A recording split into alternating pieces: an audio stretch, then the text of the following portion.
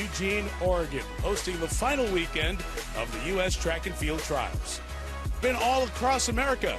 Saw the swimmers in Omaha, Nebraska, the making of the men's and women's gymnastics teams this weekend in St. Louis, and now here at this beautiful facility in Eugene, the final of the nearly 600 spots on Team USA being earned with the Tokyo Games now less than 4 weeks away.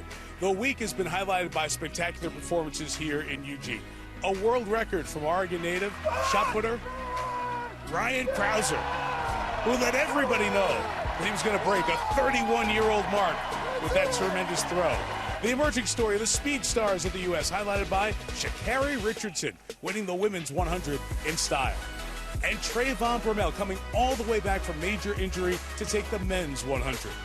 We've also seen Allison Felix making her 5th games, qualifying in the 400 meters, the most decorated American female track athlete of all time, and now a mom. She's back at it tonight, trying to qualify in the event she has thrived in for close to 2 decades, the 200 meters. Along with that final tonight, the 200-meter men's semi, and that features Noah Lyles. He's trying to advance to the final tomorrow. This is his signature event, and remember, he's got to make Team USA. He didn't qualify in the 100 this week. And a head-to-head, been in the making for years, 400-meter hurdles reigning Olympic champ and world record holder, Dalilah Muhammad, and the woman fast on her heels, Sydney McLaughlin. All of that playing out in triple-digit heat. The temperature is 100 degrees right now. It's forecast to go even higher tomorrow. The worst heat wave in the Pacific Northwest in over a century. That's what these athletes are dealing with trying to make Team USA tonight. Here to call the action for you, upstairs to Lee Diffie. Good evening, Diff. Hey, Mike. Great to have you here. And it is great to continue the coverage. Day 7 of our 8 days of coverage, and everything that Mike just talked you through, folks. There have been some wonderful performances, but there's even more to come. Have a look at the menu for tonight and notice how many finals. Yes, the top 3 in each of those finals will go to Tokyo. And on track right now, getting ready to roll. It's semi-finals number 1 in the men's 110-meter hurdles. But first, let's break it down for you. What happens over these 110 meters other than immense speed? Well, gliding over 10 hurdles. And those hurdles are 3.5 feet each. So what is that in everyday language? Well, basically, it's the height of your kitchen counter, the average kitchen counter. It is quite the workload to get through. Pleasure to be joined once again by Olympic star Ato Boldon. We are ready to go, Ato. And the feature athlete in this event is none other than the world champion, Grant Holloway. He was 21 years of age when he won that title 2 years ago. This is an event that sometimes favors the more experienced athletes, but he got it done early, and now he's trying to make his first Olympic team. Grant's in lane 5. Right alongside him in lane 6 is Trey Cunningham. Every athlete in this building wants to come to the Olympic trials and start setting personal best. He did that yesterday, getting second in his heat to advance to the semifinal.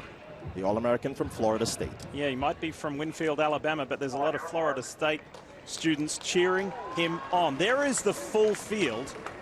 And also keep an eye in lane 4, Jalen McConaughey. Ato, he did really well yesterday and was a surprise. Yeah, he was very close to his personal best in advancing to this semifinal. And we've seen a lot of the college kids just 2 weeks out from the NCAA championships struggle.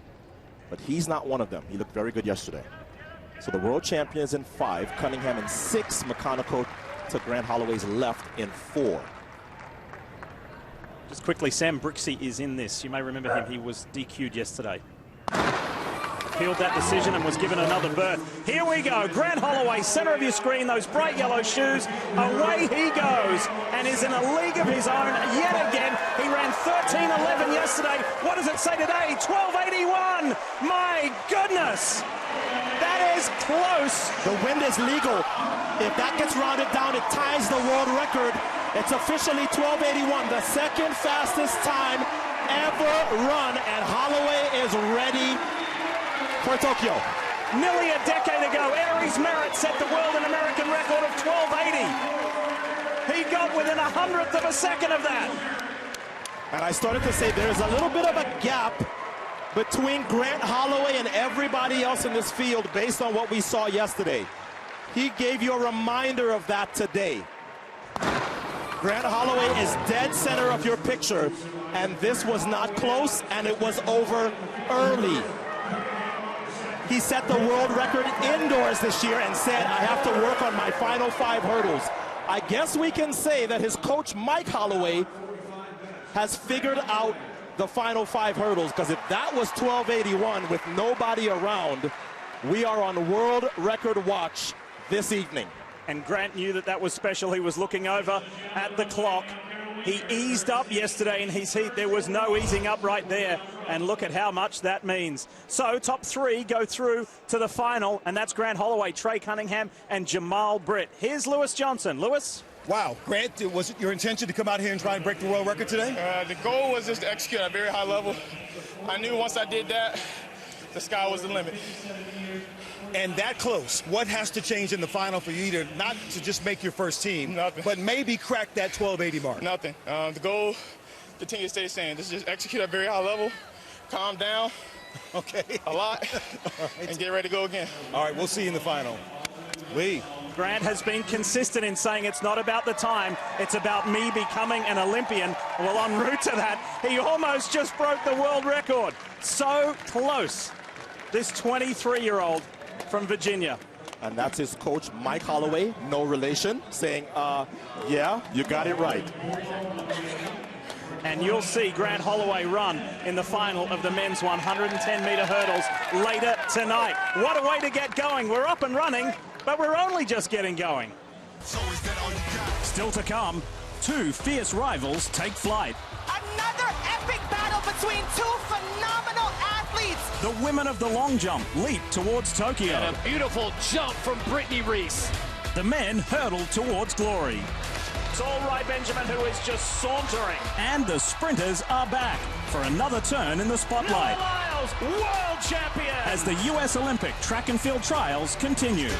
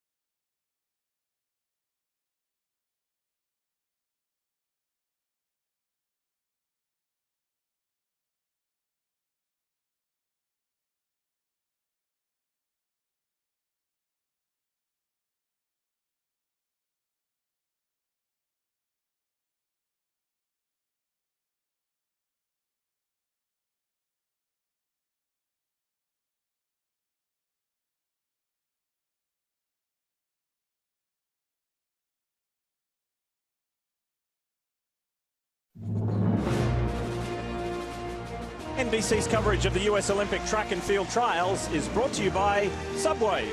Subway, eat fresh. Disney's Jungle Cruise. Experience the movie event July 30th. And by Toyota. Toyota, start your impossible. There is the Team USA representatives in the men's 3,000 metre steeplechase. Hilary Bohr, Bernard Keeter and Mason Furlick. That was quite the final yesterday.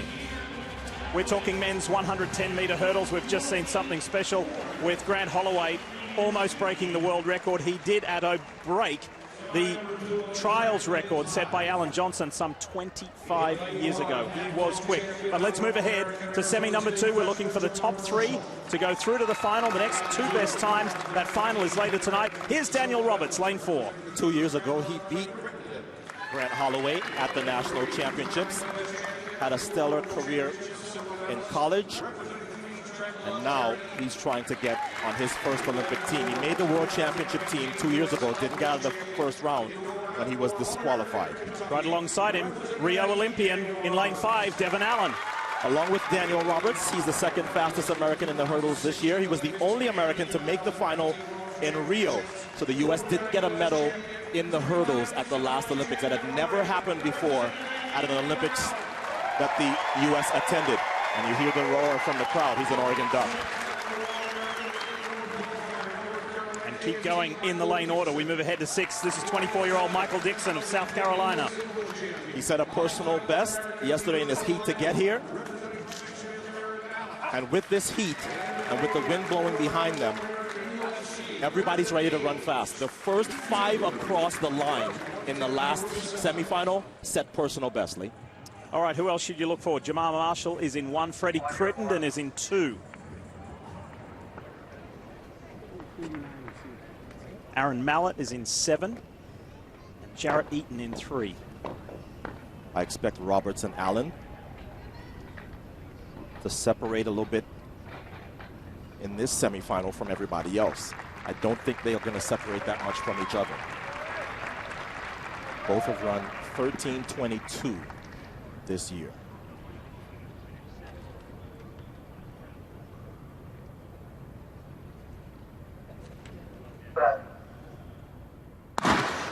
Top 3 go through to the final. Very good start from Daniel Roberts. Here comes Devon Allen. He's coming back. They're side by side. Daniel Roberts, Devon Allen. Allen's now gone to the front, and Allen wins semi 2 to the delight of the crowd in 13:10. That's not too far off his personal best.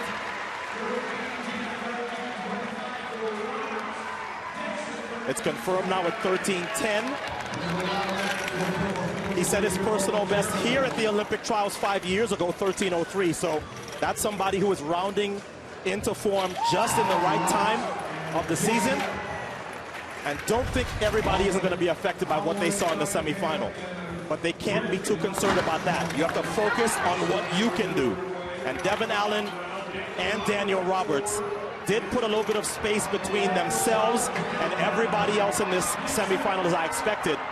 But Devon Allen was a little bit better over the last 2 hurdles. As we get a look at that here, that's 9 and 10. You see Roberts, that's 8, 9, and 10. You see Roberts hit hurdle 9. He was hitting a lot of hurdles, but hitting them the right way. Oh, not that one. That was a lead leg hit. Well, so too, plenty of hurdles hit by Michael Dixon, but Dixon did enough to get that auto qualify through to tonight's final. So, Devon Allen in 13:10 over Daniel Roberts. Michael Dixon, he was pushed all the way by Jarrett Eaton and Aaron Mallett. It was super tight, but Dixon gets that auto qualify. And as we show you the finalists, I can tell you getting through on time, Brown and Eaton get those final 2 spots with 13:32, 13:33. They get through on time. Lots of hurdles action to come. Women's 400-meter hurdles. Their semifinals on track when we come back here in Tracktown, USA.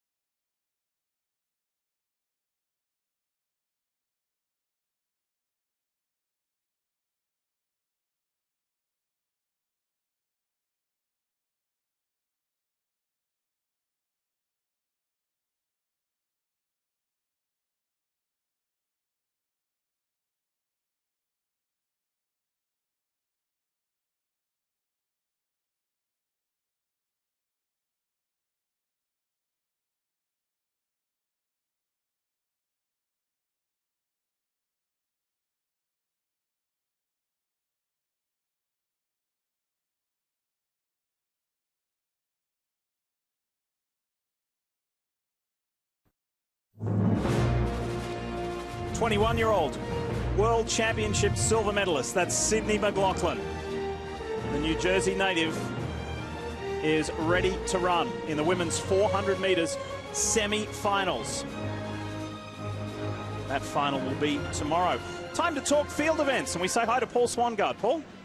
Hey, Diff, we got all finals in the field events today. Missouri native Deanna Price is the first American woman to win a global title in the hammer throw, but she had to train in an open field during a pandemic. The good news, the training worked and had the lead going into the third round. And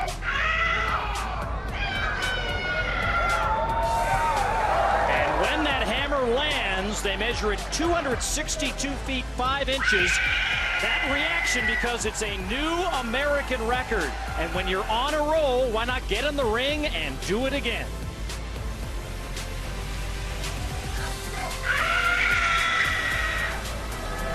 Adds another foot to the American record. Now the second best performer in the history of the event. Look at that slate. Olympic trials records, American records, and leads a great team to Tokyo. The U.S. has never won a gold medal in the women's hammer throw at the Olympic Games. Lee? And Deanna Price said that to the crowd a little earlier tonight to a huge ovation. She said, I want to go to Tokyo and win a medal for my country. So, 400-meter hurdle semi-finals for the women. At just 21, Sydney McLaughlin is already one of the best hurdlers in the world. Now, life comes at her as fast as she runs. But despite some ups and downs, Sydney seems to have found a nice balance.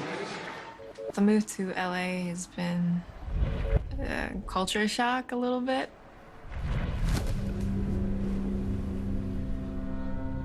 I think going to the beach is so important. I honestly go maybe 5 times a week, the same beach every single day. It's a place where I can just relax and unwind, get away from the track and recuperate before I go attack it again. I think the biggest obstacle since becoming professional is just the mental aspect of it. Being in a new city, being with a new coach, in between practices, the shoots and all of that, mentally how you handle those kinds of changes and things coming at you is really what I've been battling these past couple of years.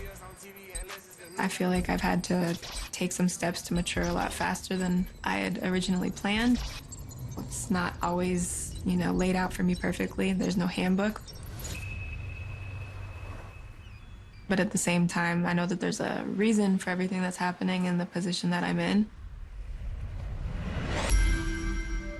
I think the biggest thing is just trusting the process, learning to trust our timing of things as opposed to looking at what everyone else is doing. The only goal that I set for myself is just to compete my best, knowing that when I walk off the track, I gave everything that I had. 4-time Olympic gold medalist Sonia Richards-Ross has been a very keen observer of this young woman's progress. Son, what do you make? I'm telling you, Lee, I don't envy any of these young superstars navigating and striking a balance with social media and your own expectations. I just can't imagine how hard that is. But I would have to agree. I spent some time with Sydney, and I feel like she's definitely been able to strike a balance. It's not about the fanfare for her. It's all about her love of running. Her brother, Taylor, competes. There's her mum, Mary. Like so many of the athletes here at the trials, family is a key ingredient to their success. Sydney starts in lane 5. On the outside of Young, inside of Cassandra Tate. And Cassandra Tate, now 30, one of Team USA's best hurdlers since 2015, where she won bronze at the World Championships. Competed for LSU, has never made an Olympic team, has been on 2 World Championship teams, but looked really good in the qualifiers yesterday.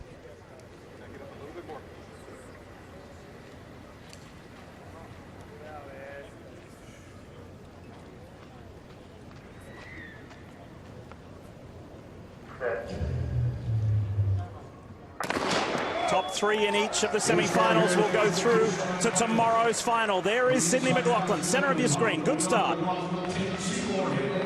So Sydney McLaughlin had the fastest opener ever in the history of this event not too long ago.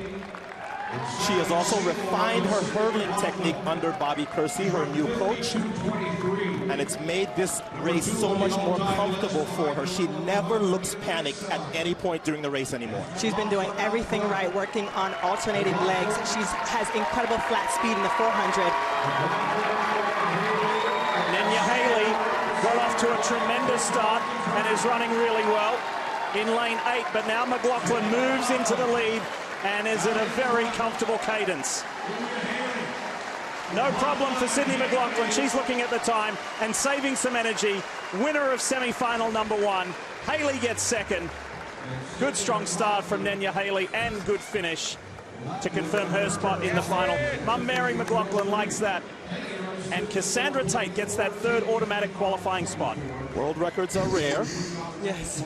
But if that is 53 flat, woo, the last 2 times McLaughlin and Muhammad met in a championship setting, the World Championships and the U.S. Nationals in 2019, we had a world record.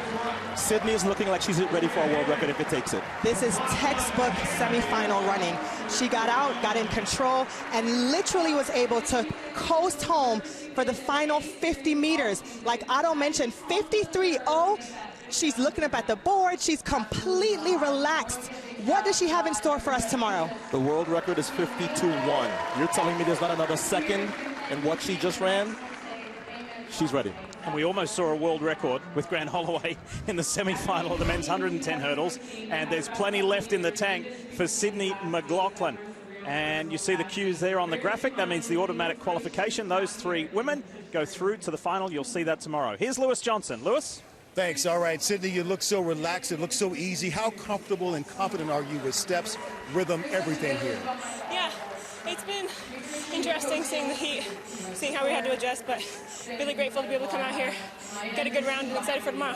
What might be the adjustments? What might Bobby Kersey say to you about, we want to see more of this when we get to the final? Anything? Just more aggressiveness. Yeah, not being afraid to take it out and trusting my lead leg, and whatever leg comes up, just take it. Thank you. Thanks. Good semi-final from Sydney McLaughlin, who ended up with bloodied knees yesterday after multiple restarts. So, the world, American, and trials record holder is Dalila Muhammad. There she is. She's up next.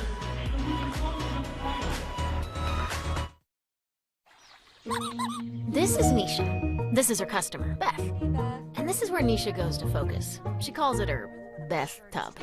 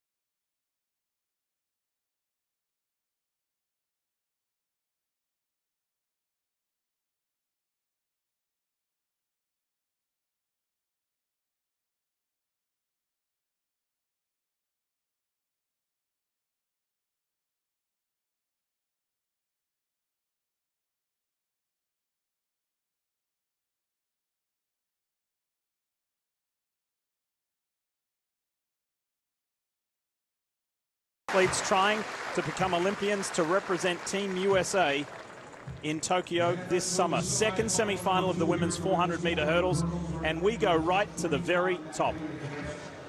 Reigning Olympic gold medalist, reigning world champion, and the world record holder. It's Dalila Muhammad. Now, adding to her story, Sonia, she recovered from COVID this January, February. Took her a while to get over it, but she got back to full fitness at the right time. That's right. Very surprising because she was also struggling with other injuries. Her coaches thought this might be her first competition back. She was able to run 2 races before this where she progressively got better. But Otto, what we saw yesterday looked like the Dalila Muhammad of old. Yep, she is all the way back, and she will be aggressive in this race. She will take it out very, very hard.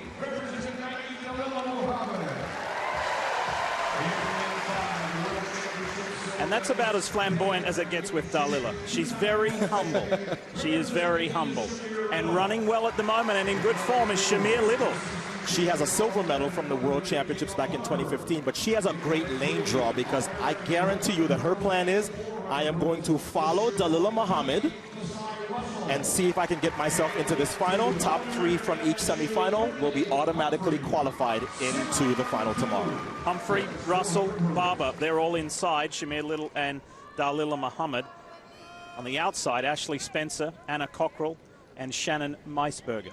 Ashley Spencer, Olympic bronze medalist, and this woman knows how to finish. If she's in the mix, Otto, she's in contention. It was Spencer's first race yesterday in a month after recovering from some hamstring issues. So we saw Sydney McLaughlin take it out very strongly and have a lot of cushion at the end. Dalila's going to have a similar race plan. The difference is this is the harder semifinal. Shamir Little and Ashley Spencer, I think, are going to be a little closer to Dalila Muhammad when they come off the turn with 100 to go. So there's Anna Cockrell. She just finished something they're calling the Queen Double, named after Queen Clay, the only woman before her to win the 100 hurdles and the 400-meter hurdles at the NCAA Championships. Sonia, she said it took her to hurdle 8 yesterday to find her true rhythm. She was a little frustrated by it. Yeah, you figure after running so many races, it's surprising that she's still running so well. She competed in the 100 and 400, like Otto said, and did the same thing here, and still has a real shot at being the final. Cockrell just turned pro last week after a stellar career at USC. But here's the world record holder, Dalila Muhammad. Just for a little fun, remember this number, 53.03. That's what Sydney McLaughlin just ran. I don't think she needs to run that fast, but yeah, let's see. And once again, they're being called out of the blocks. Yesterday, it took 5 attempts to get the first heat of the women's 400-meter hurdles going. That's where I was telling you before, Sydney McLaughlin ended up with a bloodied knee. The track was so hot, and they kept going back so many times. Well, it's 10 degrees hotter today. So the one thing that these athletes do not want to continue to do is to have to put your knee on a track which I saw a gauge that had it well into the triple digits, like 120. Rubber can get very hot as Anna Cockrell and the rest of this semifinal 2 get ready. We talk a lot about mental, and even Sydney McLaughlin talked about that being the most challenging thing for her. One of the athletes who I believe has one of the toughest heads in the sport, Dalila Muhammad. She's always so cool, and here are the officials talking to Anna Cockrell. We saw this yesterday too, where they're asking the athletes for no movement in the blocks, which can be tough. Sometimes the athletes might be a little bit nervous and they're not moving across the line. Their feet aren't coming off the blocks, but the blocks have been so sensitive at this meet. Sydney McLaughlin said she spoke to a couple of her fellow competitors when all of that was going on yesterday, and a couple of the women agreed that they were so nervous they were shaking. Yeah, we saw it. Yeah, I don't believe in making the athletes adjust the blocks. As long as they are not having any big movements at set, just let them go.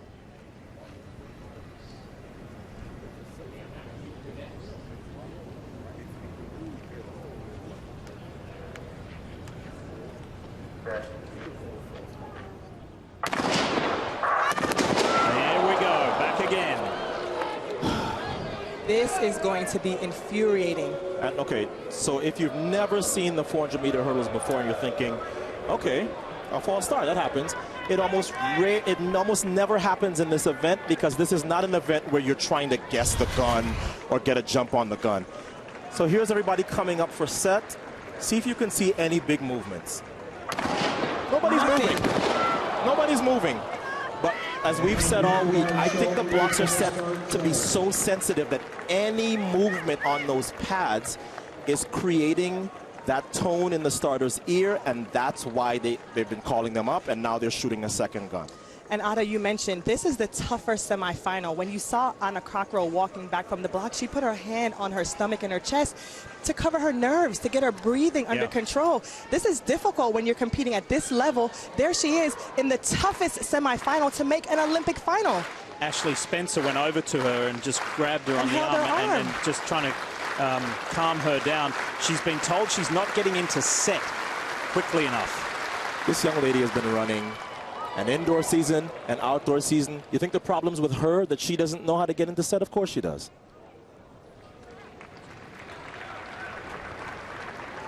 Let's try again. Second semi, women's 400 hurdles. All right, here we go with the world and Olympic champion right there, Dalila Muhammad. We told you that Dalila was going to go out hard. She is doing that. She's already caught Ashley Spencer, the Olympic bronze medalist, to her outside, and she's still going. She's one of those athletes who always executes to perfection exactly what her coach tells her to do. She always goes out and does that. And to have the confidence when you've had an abbreviated season, that's why she's the world record holder, an Olympic champion. I told you about Shamir Little's lane position. She has done what she's supposed to, and that is don't let Dalila get away from you. She has kept pace with the world record holder through 8 hurdles. Shamir Little, two-time US 400 meters hurdle champion. She's coming on the inside of the Olympic champion and world champion. They're shoulder to shoulder over the hurdle. With the line in sight, Shamir Little's going to take out this second semi. 53.71 for Shamir Little over Dalila Muhammad. Brilliant race by Shamir Little, but look how much harder these two had to work than Sydney McLaughlin. 53.86 for Dalila Muhammad. To be able to perform at your best when it matters. At this point, Dalila is in the final. She would have wanted to conserve a bit for tomorrow's final, but what impressive running for the Olympic champion. Anna Cockrell finishes there in third, and Ashley Spencer will have to wait. It was a good battle for third and fourth. So Shamir Little, taking advantage of being on the inside, tracked Dalila Muhammad the entire way and then said, okay, I have superior flat speed, and you're going to see it now. My coach told me to win my semifinal. I'm going to do that. And Anna Cockrell, overcoming the nerves and getting that automatic qualifying spot, she will be into the final. But these two ran very well. Dalila Muhammad, this is only her third 400-meter hurdle race of the year, and she only started running a couple weeks ago.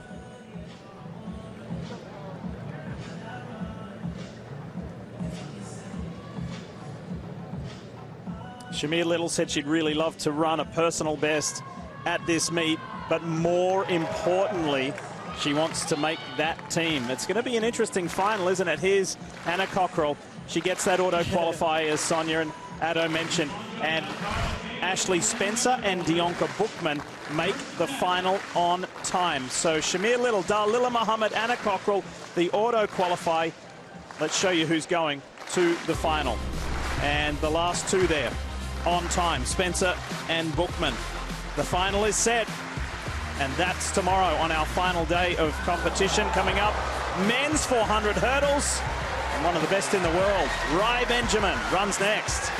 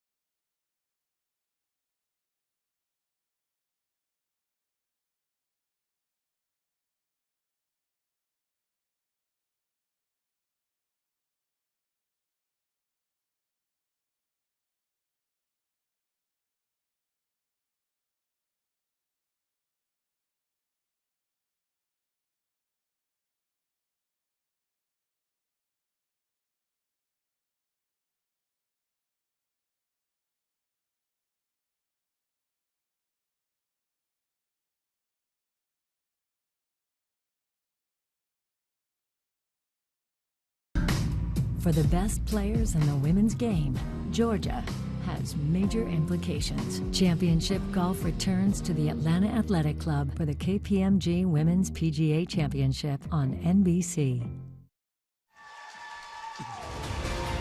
Get ready for the final golden buzzer on this amazing season of America's Got Talent. It's an episode you can't miss, and it's Tuesday right here on NBC. Beautiful Natarts Bay. That's about 2.5 hours from where we are here at Hayward Field. Back in Eugene, Oregon, Tracktown, USA, day 7 of the U.S. Olympic Track and Field Team Trials. And everybody trying to get a little bit of shade wherever they can at this amazing $200 million plus stadium to watch people like Rai Benjamin run in the final. Yes, there are 3 Olympic spots up for grabs in the men's 400 hurdles.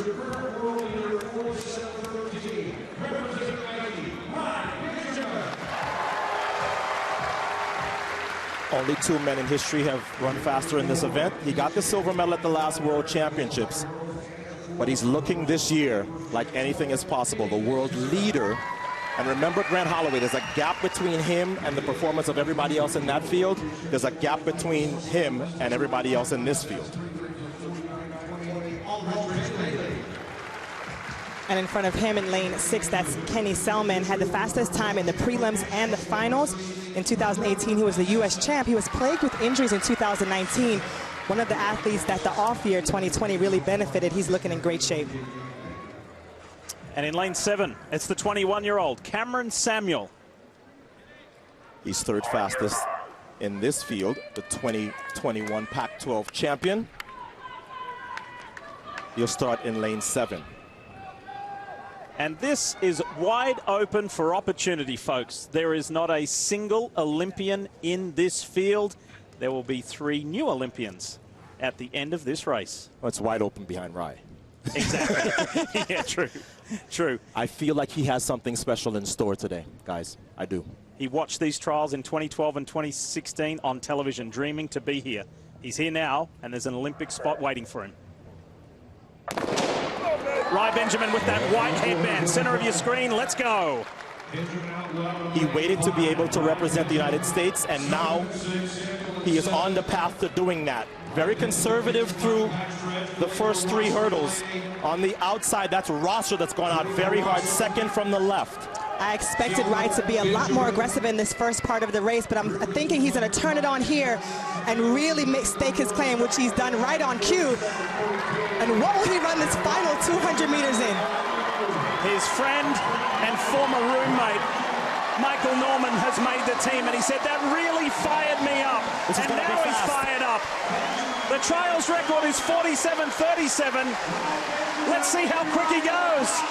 46:84. That's almost a world and American record. Didn't I tell you something special was coming? That's the 2nd fastest time ever run. Only the world record is faster. Rai Benjamin turns it on at the trials on his way to Tokyo.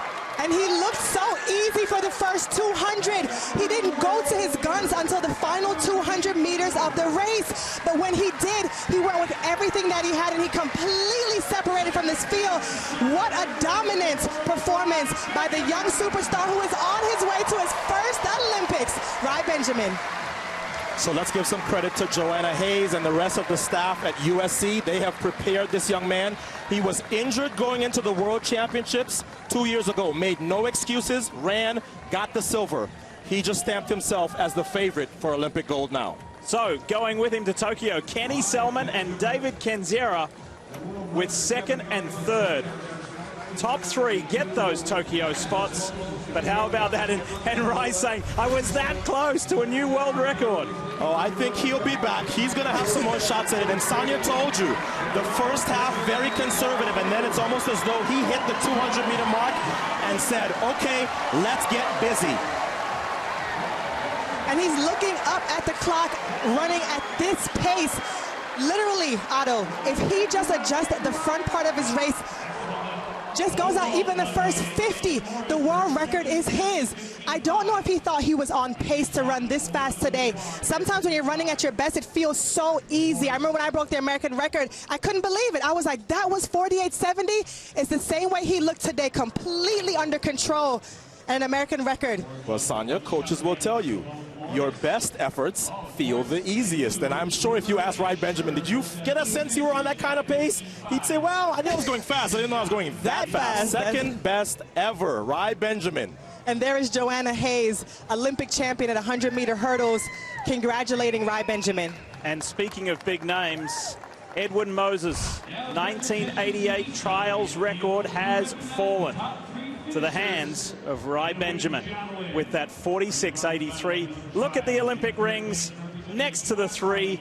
Rai Benjamin, Kenny Selman, David Kendziera, they're off to Tokyo, Lewis. They are off to Tokyo. First-time Olympians, all three. Rai, first of all, congrats on the win, but the time was so close. Were you going for the world record here? No, I was just trying to make the team.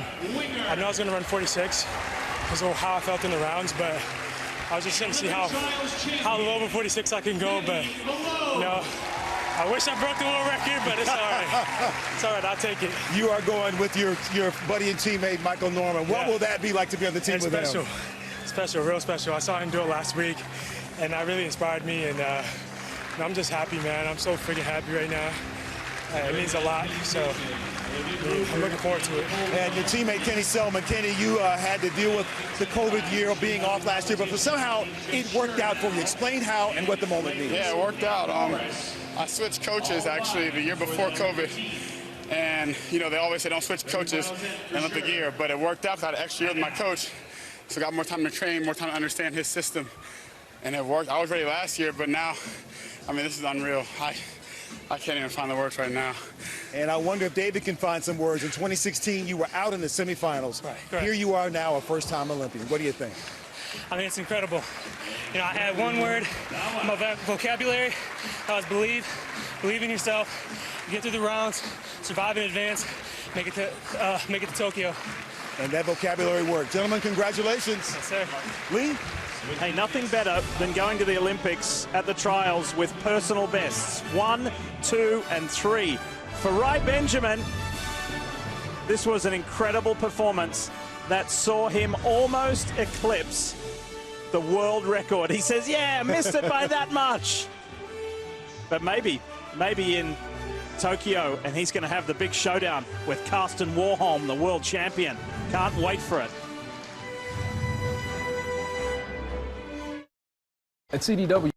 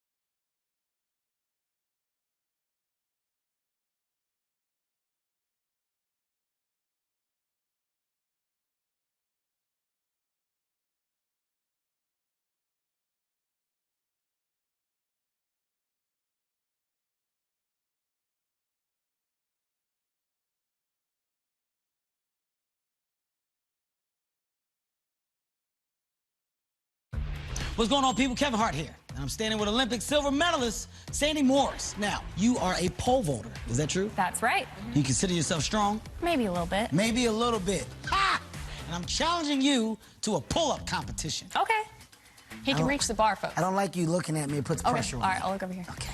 This bar is not stable. It's not a regulation bar. Is anyone counting? Ah! Come on. 29, 30. 30. I think that was a little easy, 30. so I'm going to get some weight. Oh, my God. I wanted to add about 20 pounds. Well, it doesn't seem like you care that much about pole vaulting because you're about to die. This is a death wish. Good luck to you. Okay.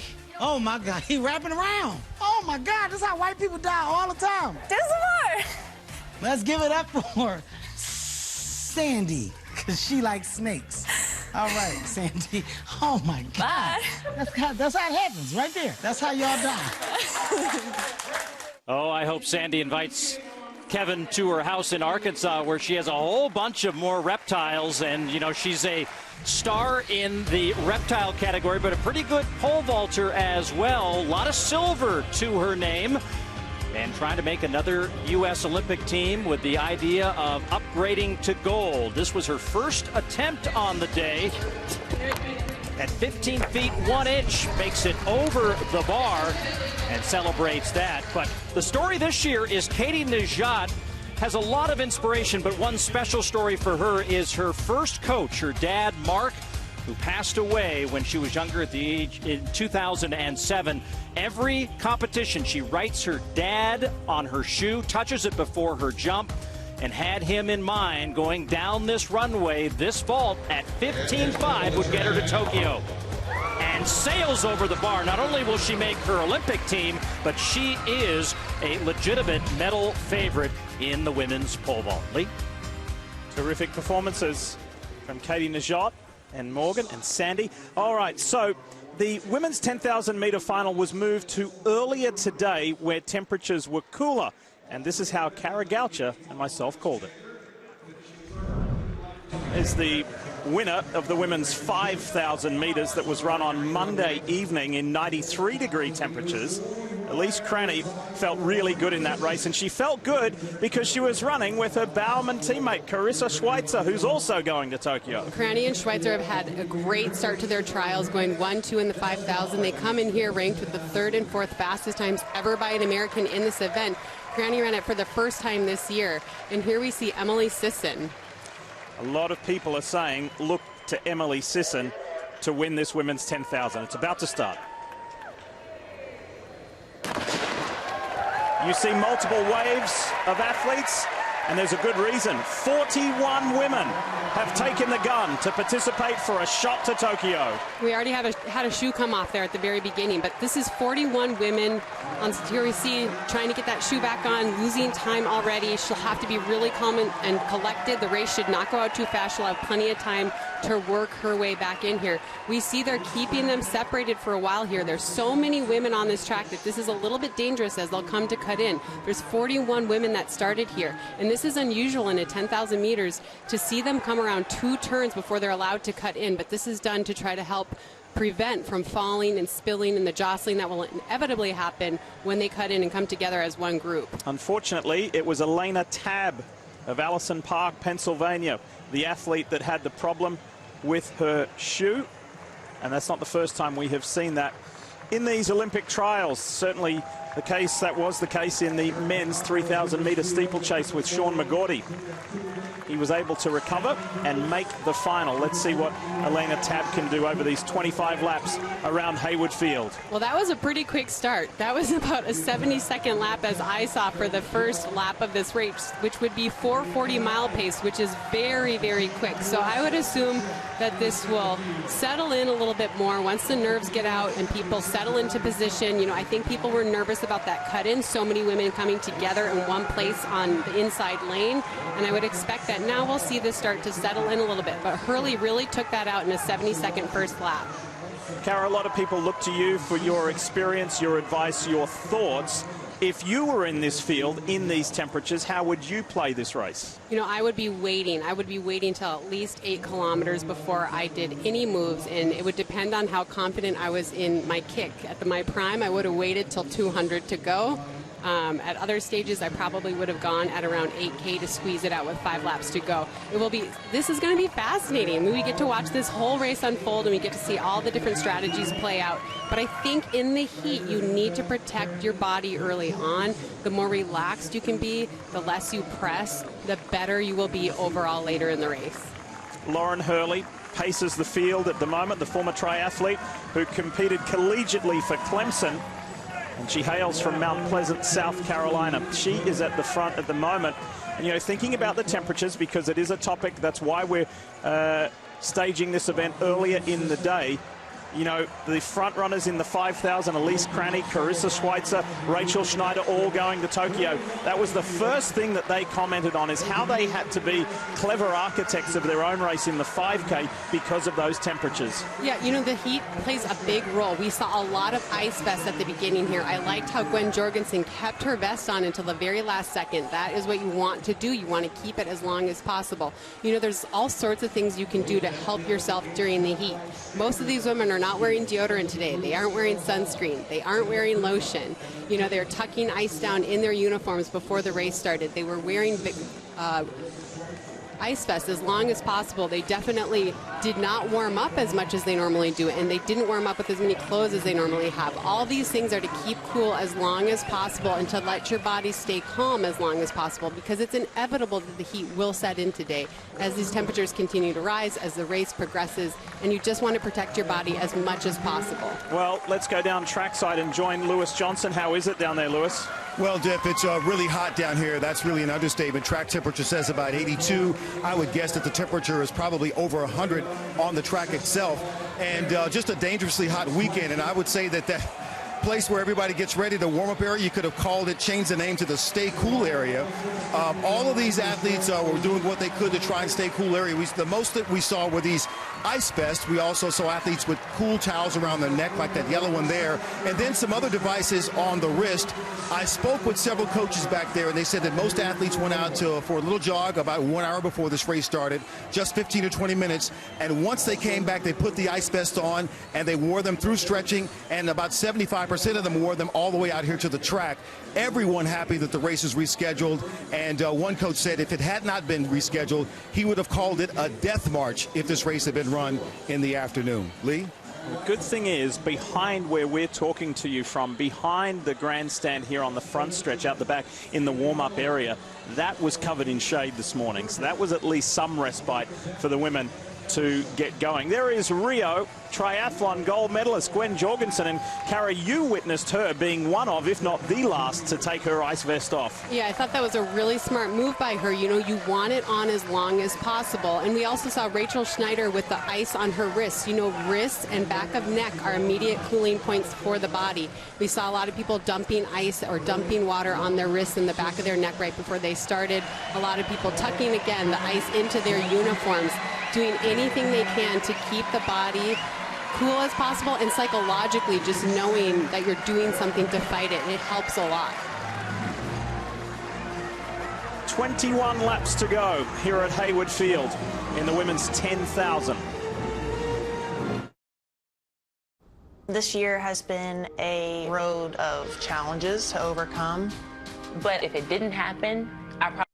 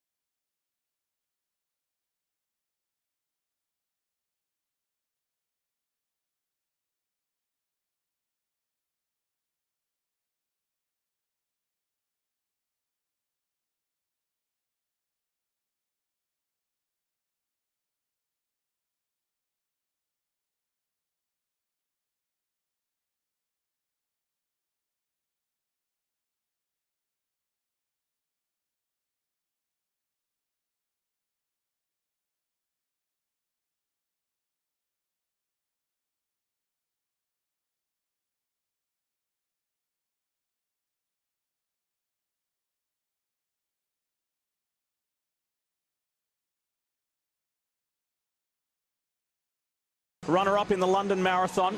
And then Elise Cranny, Carissa Schweitzer. Wayne Kalati is in there, and Rachel Schneider, who finished third in the women's 5,000 earlier this week, in a good position as well. You know, they have really settled in now. We see Sisson coming to the front now because they've been running a few 79-second laps, and she thinks maybe this is a little too dwindling for her.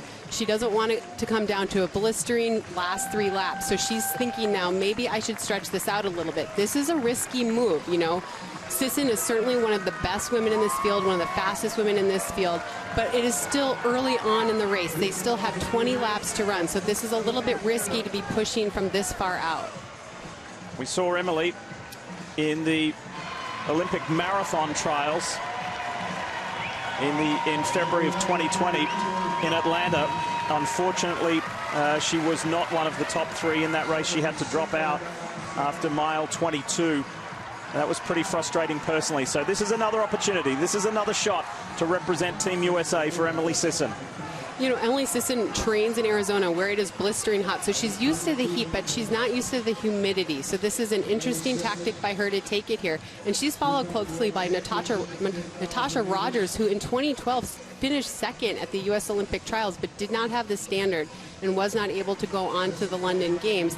And she's fought a lot the last few years. She's dealt with injury, she's dealt with depression, but she's really found her way at the Hansons Brooks Project, and she comes out here as one of the fastest seeded times.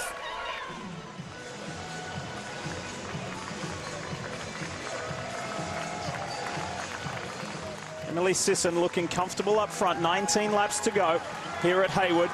Here's Sarah Hall moving into third. That blue top right there at the age of 38 with all of the national championships she's had. She's had 8 national road championships in 2019. That doubled as the US championship as far as track as well. But this is her big shot. This is her big shot to get an Olympic berth and represent Team USA in Tokyo. You know, Sarah has been running at the elite level for such a long time. She's competed in the Olympic trials in the 1500, the steeplechase, the 5K, the marathon, and now the 10K. She is one of the most versatile athletes that America has ever had. She ran the 2nd fastest marathon time by an American last December, only behind bronze medalist Dina Castor. She is a jack of all trades, and it's been really exciting to watch her career flourish at age 38. She's a mom to 4 girls, Hannah, Maya, Jasmine, and Lily, who are all here to support her today.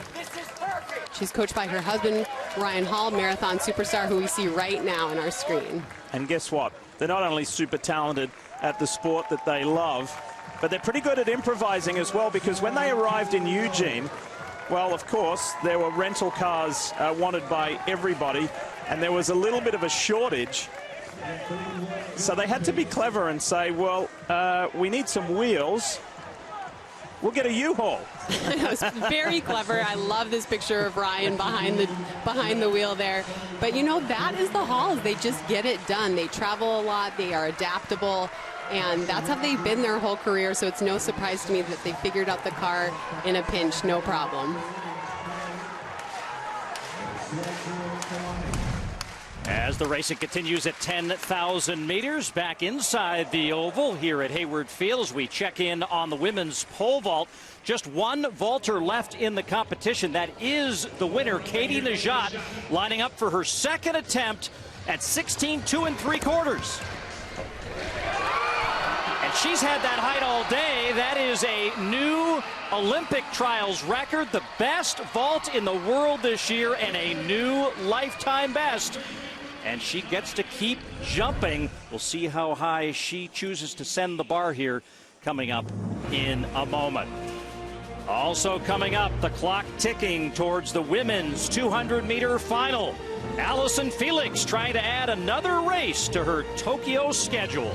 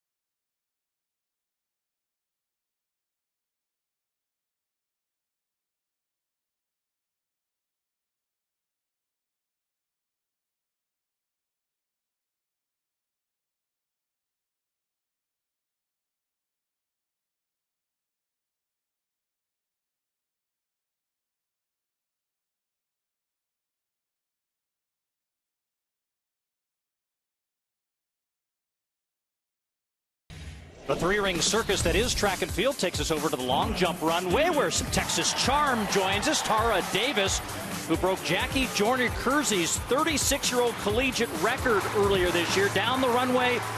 This was earlier her first effort on the day. Pretty pleased with it, 22.8.5. You mentioned Jackie Joyner-Kersey. Only Brittany Reese is behind her in the all-time U.S. list. And Brittany the Beast, as she's called, 34 years of age now, says, not so fast, youngster. I'm a little bit better than you are so far. Through 3 rounds, her best 22.925 as jumping continues here at Hayward Field. Well, earlier today, women's 10,000-meter final under a bit cooler conditions. Here now, Lee Diffie and Kara Goucher with the call.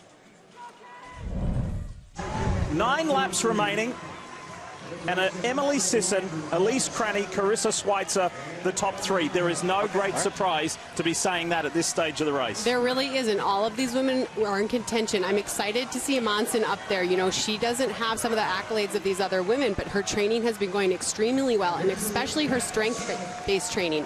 She had an incredible 17-mile run at 6:03 pace up at altitude, but she's been focusing on her speed and running 1500s to be ready for this. She looks awfully relaxed. We have a race on our hands. This is such an incredible race going on right now. And there starts to be a little bit of separation between 4th and 5th here as we head with just over 8 laps to go. So you took the words out of my mouth there, Cara. I was about to say there's a breakaway group of 7, and the gap between Rachel Schneider and Emily Infeld. However, now that front group of 7 has separated. The top 4 of Emily Sisson. These women are running so well for the heat. I have to say, Emily Sisson is just pulling this train. They committed to her, but she is really doing the work. It is so hard to lead a championship race like this, and it is so hard in these sorts of conditions. But she has been constantly cranking out 75, 74-second lap. She just ran a 73-second lap, and that's why we're starting to see the separation. This pace is starting to wear on the field. Monson has done well to tag onto the back to remain in that front-running quartet. And then it's Rachel Schneider in the orange top leading that second trio. And Rachel's trying to tag onto the back as well. Wouldn't that be something if the same 3 women who represented Team USA, who won the right to represent Team USA in Tokyo in the 5K, do it in the 10,000 meters as well? And this is a tough spot for Schneider because, you know, she's already on that Olympic team. So mentally, she has to fight the battle of, do I go up, do I close that gap and get on that pack, or am I happy because I'm already headed to Tokyo? She has to make a decision in the next lap or so because this gap continues to open up. And now things start to get a little bit messy as well as they have to lap runners. This is bothersome for them. You know, they have to maneuver the traffic, they have to get around, they're trying to cut in and not cut each other off. So lapping people becomes sort of sloppy at this stage in the race. What a year for the 29-year-old Rachel Schneider. She is heading off to the Olympics. We already know that. And then she's going to get married in the fall. She is engaged to her longtime coach, Mike Smith. They are just giddy at the prospect of tying the knot. And to do that after her maiden Olympic appearance will be truly special. Can she do it in 2 events is the question to be answered. She certainly can, but she needs to get back on that pack. That is the Olympic team ahead of her. Unless someone blows up due to the heat, that is the race she needs to get herself up into, and it's not that much ground to make up. She still has 6 laps to run to close that gap, but she really needs to make sure that she is on that pack so that when the kicking starts, she's in contention. Emily Sisson continues to lead this field, and she's done that for perhaps all but 5 laps in this race over Elise Cranny, Carissa Schweitzer, Alicia Monson, and then Rachel Schneider trying to bridge that gap to get up with that top foursome. Did you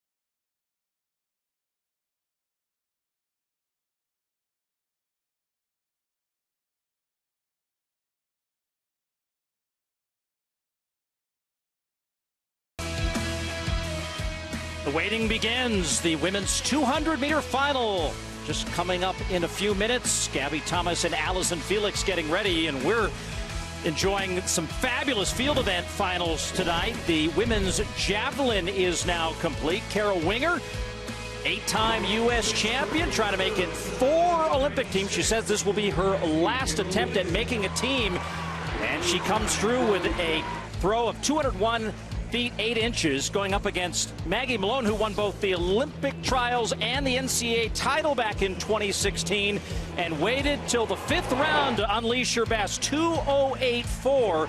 Malone and Winger at this point, the 2 Americans that will represent the U.S. in Tokyo. Earlier today, the women's 10,000 meters. Let's go back to Lee Diffie and Kara Goucher for the conclusion of that call. Final 4 laps of the women's 10,000 meters coming up. And Emily Sisson has dropped Elise Cranny off. Cranny has fallen back to 3rd. Alicia Monson is now up into 2nd. And then Carissa Schweitzer in 4th. Sisson is making this race her own. Sisson is running so well and is such in control. You know, she just ran a 72-second lap. I was nervous when she went to the front early in the race, but she knew her fitness and she knew she was ready to run in this heat. She has just been slowly but surely tightening the screws, bringing the pace down, and you can see it has splintered the field. She has broken away now, and she's en route with 3.5 laps to go. February of 2020, on a cold, windy day in Atlanta, Georgia, she had one of the most disappointing defeats and forced withdrawals of her career at marathon trials. Perhaps it has been ever since that day she has been working on this as a point of redemption. 100%. She's not there yet, but she's close. You know, she said that was the most disappointing race of her career to have to drop out of the U.S. Olympic marathon trials. And, you know, she admitted that she had some trouble getting her track legs back. She said the pandemic year actually helped her. She had an extra year to shake out that marathon training, get her speed back. She's run sub, 3 incredible 5Ks this year, going sub 15 minutes in preparation for this. She has the speed, she has the strength from all of her marathon training, and right now she is looking like the one who has just controlled this race, the one to beat. She's led all but 4 laps of this race. Cranny has faded. Cranny's now fallen behind her teammate, Carissa Schweitzer, to 4th. So at the moment, the Olympic team is Sisson, Monson, and Schweitzer inside the final 3 laps. And Emily Sisson has more than a 25-meter lead over Alicia Monson. How brutal is it in this heat to be running this pace? This is so hard. Right now, everything inside is boiling. You know, the heat is coming out of your forehead. You can't get any reprieve from it. I mean, this is just a brutal way to make an Olympic team. But she knows what she's going to face in Tokyo. She knows what the conditions are going to be. And you know what? She came out here. She did not want to lose in a kick finish. She said, I'm going to make this honest from the beginning. I'm going to take this out. And here we see Monson, who is running an absolutely incredibly smart and amazing race.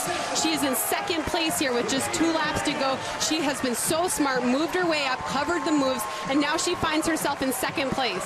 That is about a 35-meter lead. It's may make it 43. I was doing that just by the naked eye, standing up and looking down at the track. But look at this. What a dominant performance from Emily Sisson of Chesterfield, Missouri. She has led all but 4 laps of this 25-lap women's 10K. The last 5 laps, she has just gotten faster and faster and faster, and I cannot tell you how hard that is.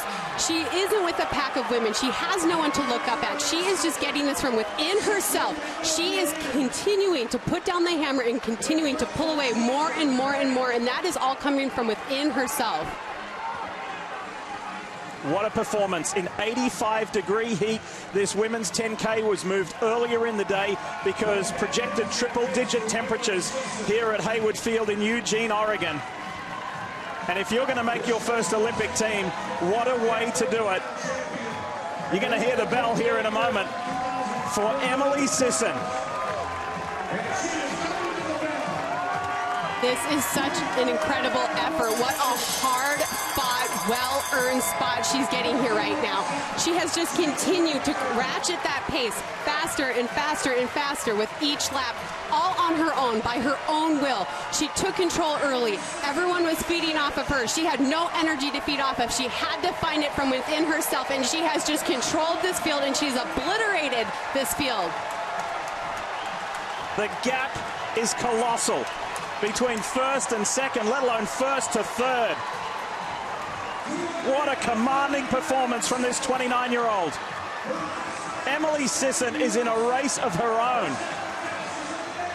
And she's not easing up either. No, she's going to go all the way. Sisson has proven how tough she is mentally, how tough she is physically. To come back from the disappointment of the marathon trials and to just dominate here today says so much about her mental toughness. She's into the home stretch now. She's easily going to take care of the Olympic standard at 31:25. And it may be close to a trials record. It's going to be a trials record. She beats Dina Caster's trials record of 31:09 in a 31:03. New Olympic trials record for Emily Sisson. Alicia Monson. She played a really clever race. Carissa Schweitzer comes across second in a storming final lap. Alicia Monson, there's your three Olympians right there. Emily Sisson, Carissa Schweitzer, she's going to do it in both the 5,000 and 10,000 for Team USA, and Alicia Monson. And Sisson set the tone for today with that trials record because there have been 12 events in which trials records have been broken. Let's keep this finals theme going because the queen of the track is up next. Allyson Felix runs in the women's 200-meter final. Peacock's the place to get ready for the Tokyo Olympics.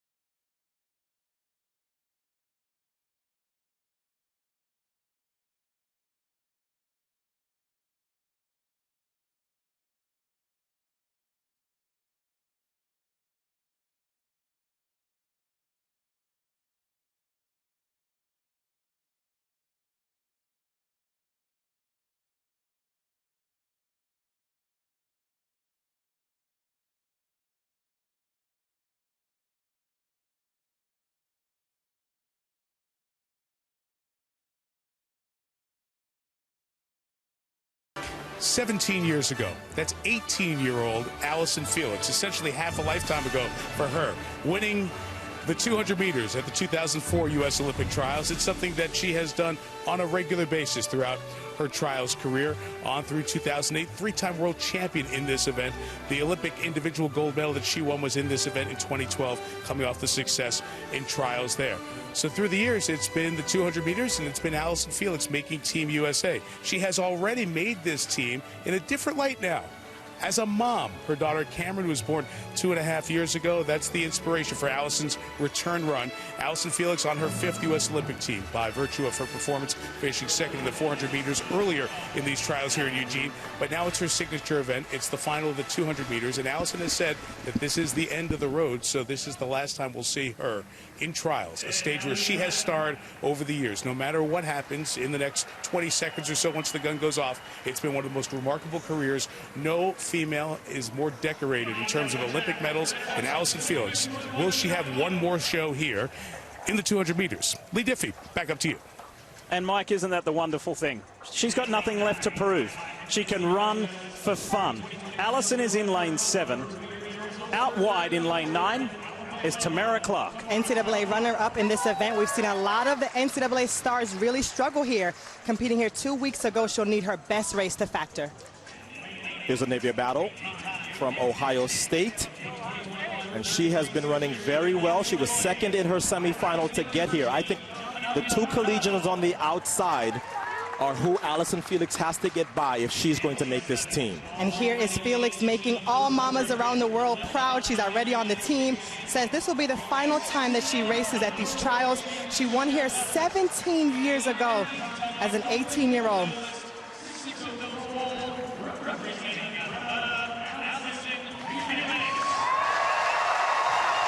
Well-deserved ovation for her, and there's Cammie with the biggest ovation. Here's a young lady I think is the favorite, Gabby Thomas. She has set 2 personal bests in 2 rounds. They are also the 2 fastest times in the world. She was 6th in her last Olympic trials appearance 5 years ago. I don't think 3 people are beating her here. Well, Otto, I got to say I have a co-favorite in this race, and it's Jenna Prandini. She has shown so much promise since she was an NCAA champion in 2015. She has yet to win a medal on the world stage. I think this is finally Jenna Prandini's time.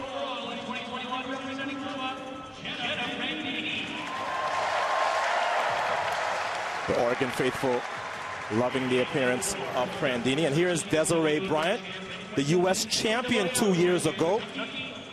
She is better at 200. She was eliminated in the semifinals of the 100 at these trials. She will run a storming turn. She always does. There is Lena Irby, who's already on Team USA in the 4x4 relay pool.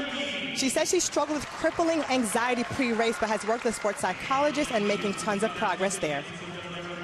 And representing the University of Texas, Marlakea Kinnison got as far as the semifinals in the 100. So trying to make an individual team to Tokyo. I love the way you always say the University I hear you of say Texas. it all the time. We love that. So in this final of the women's 200, there are 3 Olympians. Who will be the new ones? Will they be returning Olympians? And what has Allyson Felix got in this final Olympic trials run after this celebrated, illustrious career? Her run home in the 400 to finish second was incredible. What kind of a race will Allyson have here? Prandini's been running some phenomenal turns. She's going to run a good turn. Thomas is going to go with her.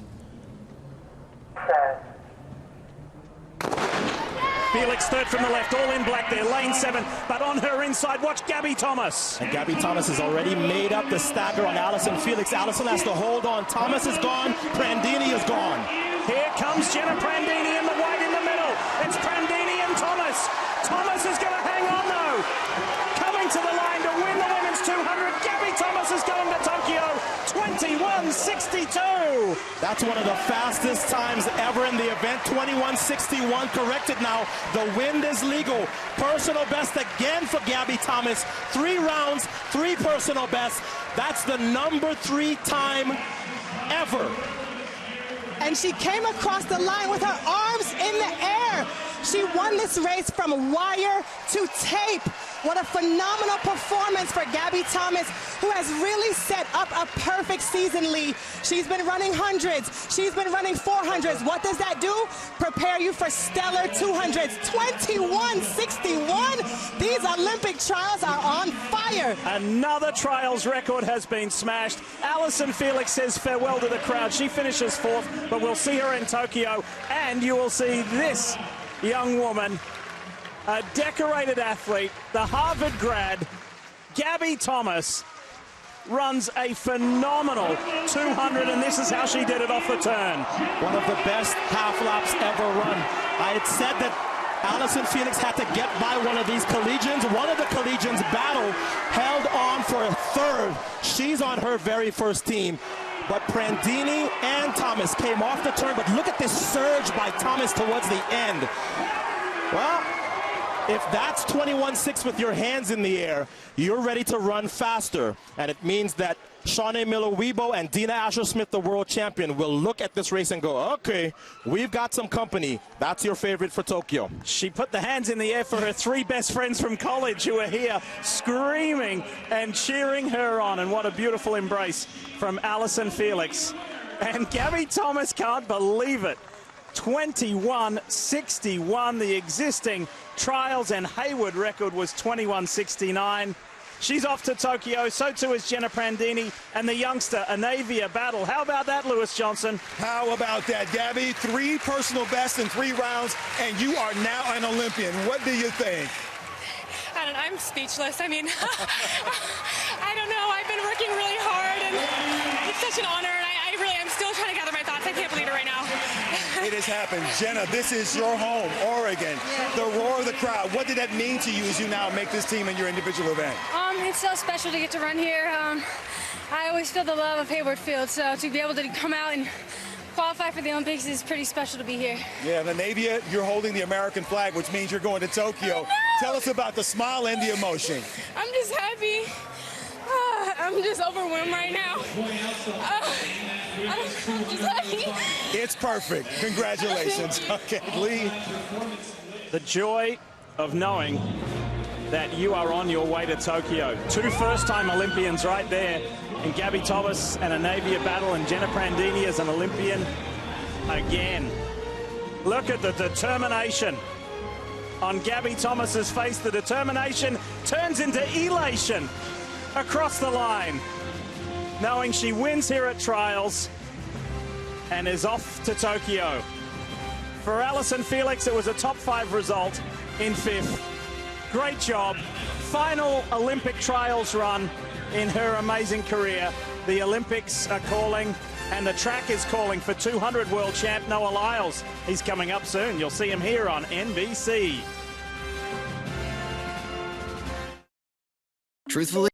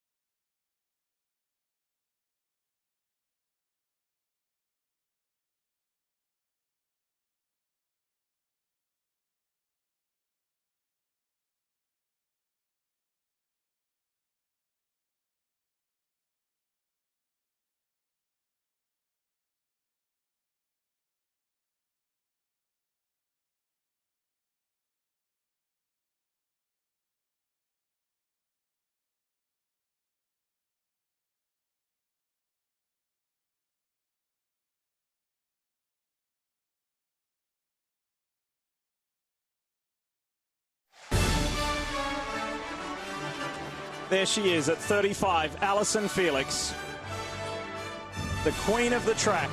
She's off to her 5th Olympics. She didn't finish in the top 3 in the 200, but Lewis Johnson, I don't think that's going to bother Allyson too much. I don't think so. She was just sharing with me that the emotion is already running strong back in the warm-up area.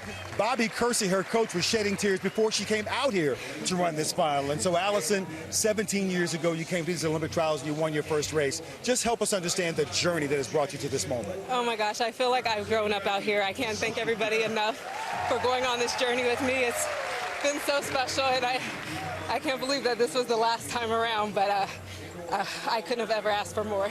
Well, the good thing for track and field fans is we'll see you again at the Olympic Games in Tokyo. So just your hopes and thoughts and dreams for what you'll do in the 400 and what your daughter Cameron will watch you do in those games. Yeah, I think if you guys know anything about me, I'm a fighter, and that's how I'm going to go out. I'm going to give it my absolute all, and I hope that Cammy can see that. Congratulations on your historic run here at the trials. Can't wait to see you in Tokyo. Thank you, and thank you so much for the support, everyone. Well, it's been quite the ride, quite the journey, just watching her after giving birth to Cameron. When she came back at the National Championships 2 years ago at Drake University, as she congratulates the 200 team, and then watching every meet after that. And she went to the Worlds, and then all of the build up to now. It's been really enjoyable to watch. So, staying at that 200 distance, we now go to semi-finals, not a final, semi-final number 1 in the men's 200. And here, starting in lane 8, is Kenny Bednarek. So far, he has looked very good through the rounds.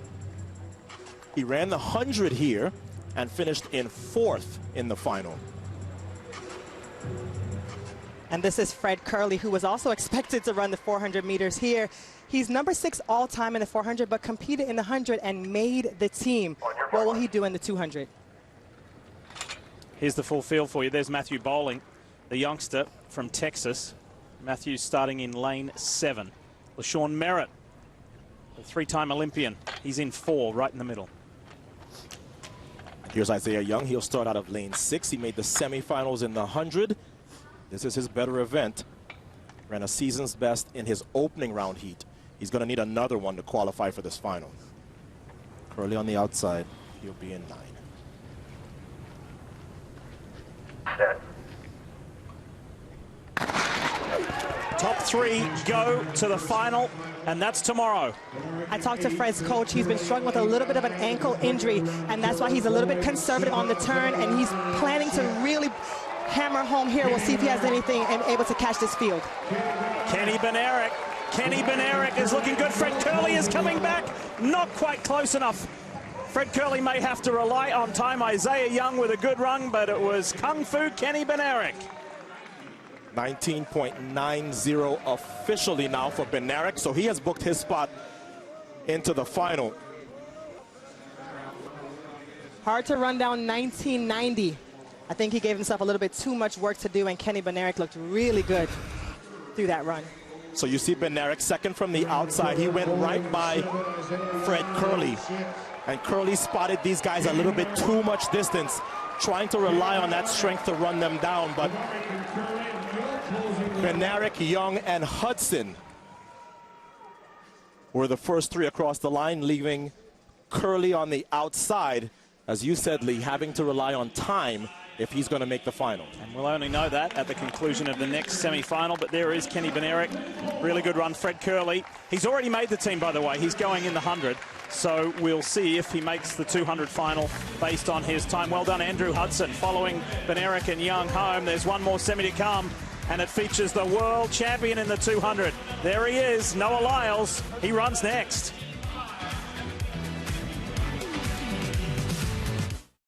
Baby Corp developed a new formula.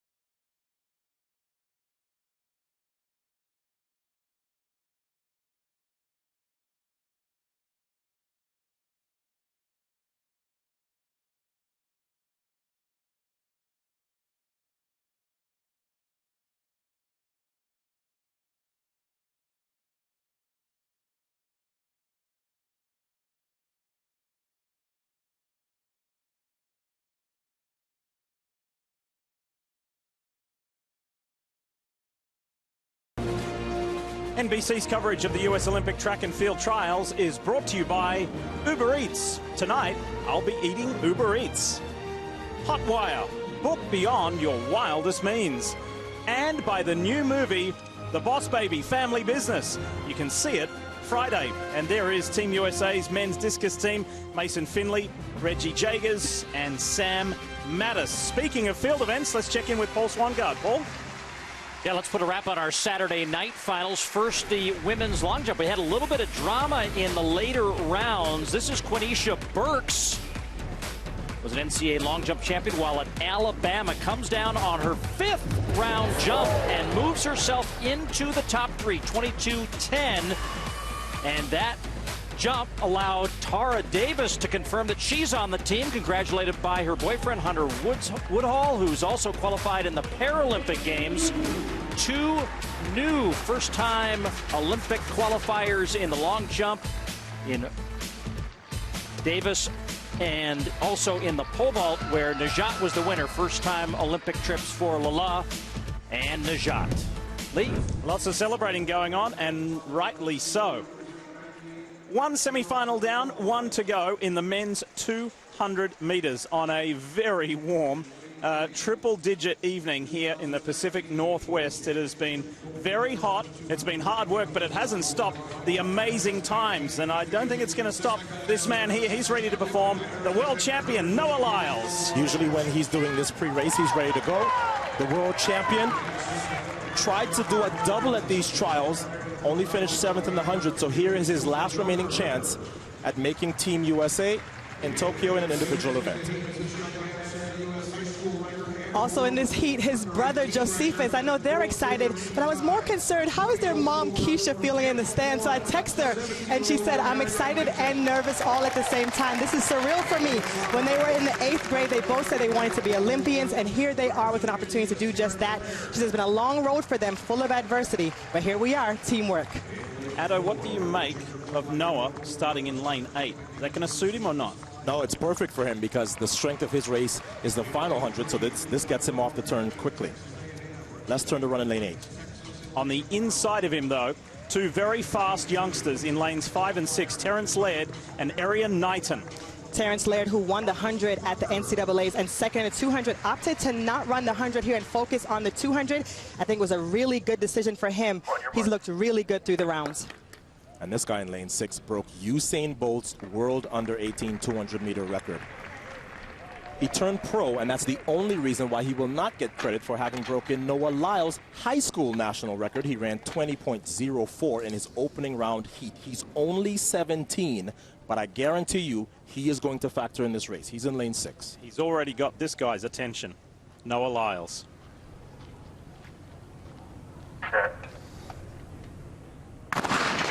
Top 3 go through. There's Lyles second from the right. And if Lyles second from the outside can be in contention around this turn, which he is, I'm not worried about the second half of this race. That's his strength. Here comes Arian Knighton, though. The 17-year-old in the middle of the track. The 17-year-old's going to beat the world champ as he eases up and goes through in a 1988. My goodness. And the wind is legal. That would be another world under-18 record once it's ratified. So remember 5 years ago when Noah Lyles came to the Olympic trials as a high schooler and he was beating all these pros. Turnabout is fair play, right? Now he's got a high schooler running him down in the straightaway. How many people have ever seen run down Noah Lyles in the straightaway? I know it's the semifinals. Everybody's taking it easy. But that young high schooler, Knighton, is here to not play any games. Noah Lyles ran a fabulous turn, Sonia, and then the high schooler ran him down. The 4th fastest man of all time at this distance, who actually worked harder on that turn, so I thought he would easily handle the final 100. But Knighton had other plans and looked Otto really comfortable. He's looking at the clock as he's crossing the finish line. I don't know, it's going to be a race in the final. 17 years of age, you're in the Olympic trial semifinal for the first time ever. You run down Noah Lyles, and 10 meters from the line, you're looking at the clock. That's confidence. Pre-race, he said, I'm going to go hard in the first 150 and dial it back and save a bit for the big race. If that's saving a bit, look out. And through goes Arian Knight, Noah Lyles, and Terrence Laird. Let's hear from Lewis Johnson after a special second semi. Well, I think Noah had word with Arian before about what he's supposed to do after a race, but he doesn't seem to get the message. Nah. I told him last time that they wanted to talk to you, man. And he was like, nah. I was like, look, when you win your heats, they're going to want to talk to you. You're young, you got a story to tell. Bro, they want to hear it. All right, well, let's talk about you. From shadow boxing in lane 8 out here to finishing in second, what do you make of this semi, and what needs to change to get you to make sure you make this team in the final? To be honest, I was happy with the semi. Okay. I did exactly what I wanted to do.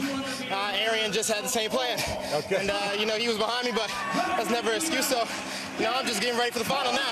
I think people would like to know what it's like to run with your brother Josephus and your mom watching nervously in the stands.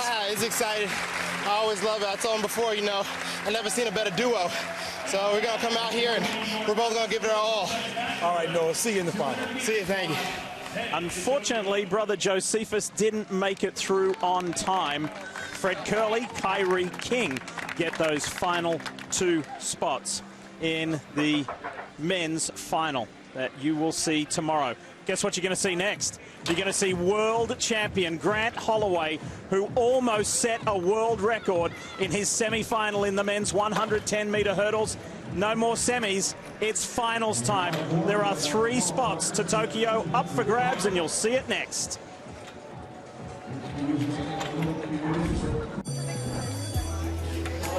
Jeez, man.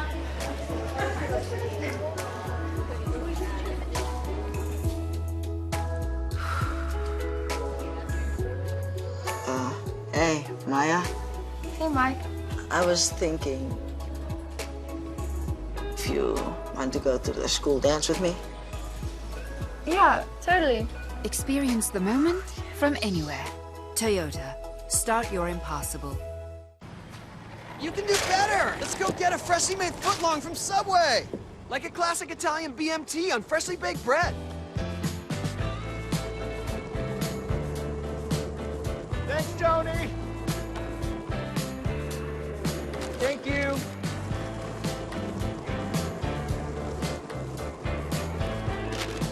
Choose better, be better. And now buy 1 sub, get 150% off in the app. Subway! Eat fresh! I've travelled all over the country talking about saving with Geico. But that's the important bit, isn't it? Showing up, saying, hello, fancy a nice chat. And then we talk like 2 old friends about sticky buns and all the savings you could get by bundling your home and car insurance. But here's the real secret. Eye contact. Do you feel that? We just had a moment. Who'd have thought it? Geico. Save even more when you bundle home and car insurance. We've all felt this gap, the distance between what is and what could be. While he's tapping into his passion, the U.S. Bank Mobile can help you tap your way to your savings goals without missing a beat. So you can feed his passion. Earplugs not included.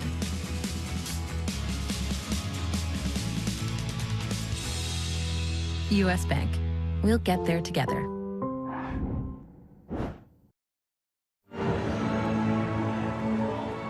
There is just one event left on tonight's program, live here on NBC, and it is the men's 110-meter hurdles. I want you to remember this number for a very good reason. Aries Merritt, 2012, set the American and world record at 12.8 seconds. Grant Holloway, earlier this evening, if you were with us, ran a 12.81. He almost got that new world mark, and it could possibly fall in this final. So remember that time, 12.80, as we all watch together Grant Holloway get a spot to Tokyo and maybe that world record. But let's start in lane 8. Here's Ty Brown. The youngest in the field, just finished his junior year at Kentucky, the U.S. junior champion 2 years ago in this event. On his inside, lane 7, the 22-year-old from Las Vegas, Nevada, Jamal Britt. He just finished his junior season at Iowa. He ran a personal best in his semifinal, finishing 3rd to make this final. Here's Daniel Roberts, the U.S. champion 2 years ago. Only Grant Holloway in this final has a faster personal best. He needs to summon some of that 2019 form if he's going to make the team. Devin Allen is used to performing in front of large crowds. His freshman year, he led the Oregon Ducks football team in touchdown catches. He was a semifinal winner as well in a season's best, his second fastest time ever. Now, I know we saw Grant Holloway approach the world record in the semifinals, but here's what he will not do. He will not be thinking world record here, Lee. He is thinking manage these 10 barriers properly. The time will take care of itself. And he has said that repeatedly. It's not about the time, it's about me becoming an Olympian. On his inside is the 22-year-old from Winfield, Alabama, Trey Cunningham. The ACC champion, 2 rounds, 2 personal bests. If he can summon another one, I think he has a chance to make the team. This is Michael Dixon in lane 2. He's from North Carolina A&T. That's a program that's been doing great things over there in North Carolina. And looking for a little bit of love. 2-time U.S. indoor champ Jarrett Eaton starts in lane 1. There's only 2 men that made it back from the 2016 final at the Olympic trials. Devin Allen's one, Jarrett Eaton is the other one. So you see Grant Holloway looking very relaxed. I think the record's going. Remember that time, 12.80 is the existing world record. And there are 3 spots to Tokyo on the line.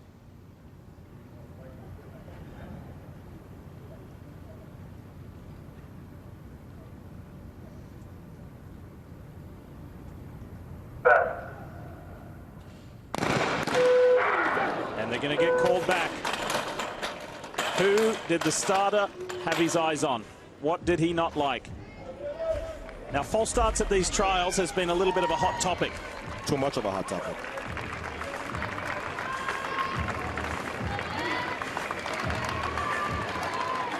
I think I've been to 6 or 7 Olympic trials. This one has had more recalls and false starts than all of the others combined.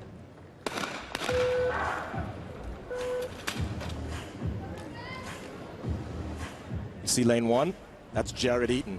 And that is enough for the starter to call them up. The question is he going to survive this? Yep, green card.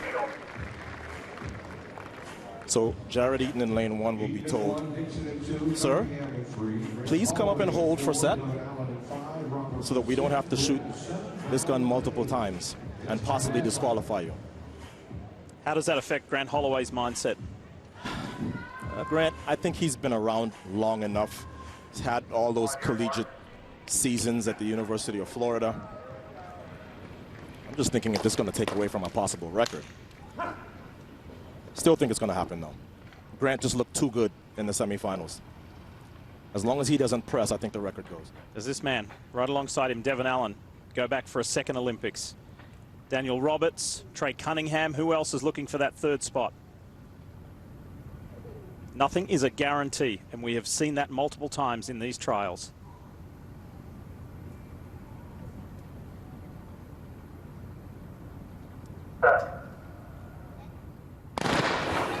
Good clean start this time, and Holloway has his traditional launch off the blocks. Clearly out in front already. Daniel Roberts is coming on strong. Trey Cunningham, remember that time, 12.80. Here comes Holloway, 12.96. Not as fast as his semi, but he's going to Tokyo. Yep, he won't care about the time. It's one of his fastest times ever, and more importantly, it has put him on his very first team. Devin Allen, something about former Oregon Ducks in this building. They always find a way to get it done. And Daniel Roberts, the U.S. champion from 2019, those are your 3 that will be going to Tokyo to represent the United States of America. Don't ever give up. Don't ever give up. The advice from the world champion, who is now an Olympian. And these 2 are the best of friends, and these 2 went through some battles in college. Roberts at the University of Kentucky and Holloway at Florida. So Grant Holloway, 4th from the right. He didn't look as comfortable in this final as he did in the semifinal, did he, Lee? But it didn't matter. Nobody was close. And Grant Holloway just had to make sure he didn't make any big mistakes. And he was going to be going to his very first Olympic Games. He'll have some more shots at the world record. And remember, the reigning Olympic champion Omar McLeod will be waiting for him in Tokyo. And McLeod will know what has gone down here in Eugene, Oregon. Winning the trials and 100th of a second off the world record. That's a pretty good way to go into your first Olympic Games if you're Grant Holloway. Devon Allen gets there. He goes back for his second Games. And then Daniel Roberts fills out the team for Team USA in the men's 110-meter hurdles. Olympic rings next to those top three, Lewis. It's a good feeling. Absolutely on the way. Grant, you got to stay here for the moment. There's Dad. I didn't realize there was a guy holding the mic the whole time. Exactly. So from a world record scare to making the team the most important thing, describe the last couple of hours now. It's been just trying to stay locked in. You know, I just ran 1281 about an hour ago. To come back here and to just, you know, do whatever it takes to make the team with these three guys, I think we're in good hands. You're on your way. And Devon Allen, from touchdowns for Oregon to now making your second Olympic team. How special is this? Back again. No, it's really special. You know, these boys are my brothers from the track. And, you know, today, first is third. Grant got us.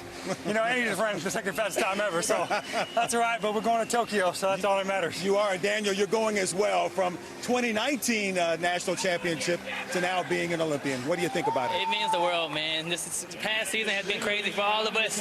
So I'm just glad to be here with my boys, the same team that went to Worlds. So I'm so happy. All righty, gentlemen, congratulations. Yeah, see you in Tokyo. And we check in now with Mike Tirico. All right, Lewis, thank you. What a terrific Saturday evening it was here at Hayward Field. The temperature was over 100, but there were a lot of headline performances like a Gabby Thomas, like a Rai Benjamin making Team USA. And yes, Allison Felix did not make Team USA in her signature event, the 200, but said farewell to an amazing career at trials and on American soil for her career. But we will see her in the 400 coming up in Tokyo. And then there's Grant Holloway, who came within 1/100th of a second of setting a world record. Didn't come that close in the finals, but we will see him as the winner of the 100. Representing Team USA. There's more to come. Final day of the track and field trials start 1 Eastern on Olympic Channel tomorrow and continue right here on your NBC station at 7 Eastern time. That starts 4 hours of Olympic trials coverage tomorrow night. We'll wrap it up with the gymnastics and Simone Biles from St. Louis. We'll see you there. Except on the West Coast, your local news is next. Now for the entire team, Mike Tirico saying so long.